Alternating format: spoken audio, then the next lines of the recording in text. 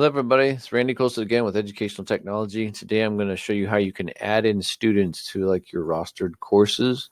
There seems to be a lot of questions around can I do this? How do I do this? Your rostered courses still function exactly like your courses that you've built. So again, here are the courses that were kind of rostered for me. First 1-4th grade. So this is my first period. This is the first period, third period math, fifth period world history. I can go into each of these courses and I can invite students, as well as they are sunk or synced or connected to Aeries, so that as students are updated inside of that course, they're pushed out to this class as well, unless I create a brand new course, and now all of a sudden this will no longer be connected to Aeries, and I have to invite every student to this class, just like all these other classes that I built. But these classes should be connected. So if I want to invite a student who is maybe needing immediate access, or we can't wait for them to be pushed through Aeries, you can jump into the course by clicking on it. And then you can actually do one of two things. You can send them this invite code. And if you give them this invite code, when you're back in the main screen, when a student logs in, this is where they'll land. There's a plus symbol over on the right side here. If I click on that, I say join a class. They'll only have the option to join a class. And then they'll type in that class code here so that they can actually join the code. Once they do that, it'll pull them straight into the course. So that's one way to do it, through an invite code. Second way is if I jump into the class here as well, I can go to people and I can click on add. And it's going to give me two ways to do this. One is to send this link. I can copy it by clicking on copy a link. And then I can put that into an email. I can put it into a website someplace where all the kids can click on it, whatever it might be. Every student has an email address, so you could send it out to them that way.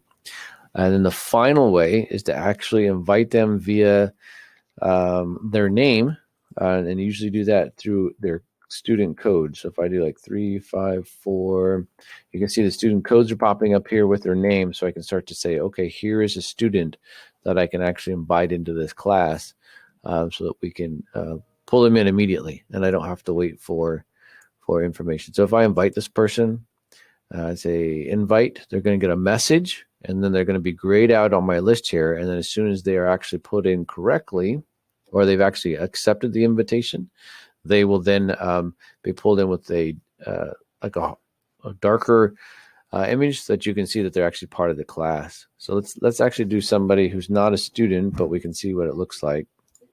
So if I did colleague here, don't get too upset. I send the invite.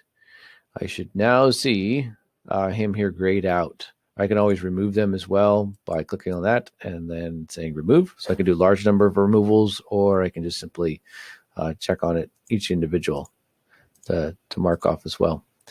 And then what it'll look like when the student arrives, if they haven't got the email or they've missed it somehow, is when I get back into classes, I'll end up with an invitation that looks like this. So here I've been invited to a 3rd grade class.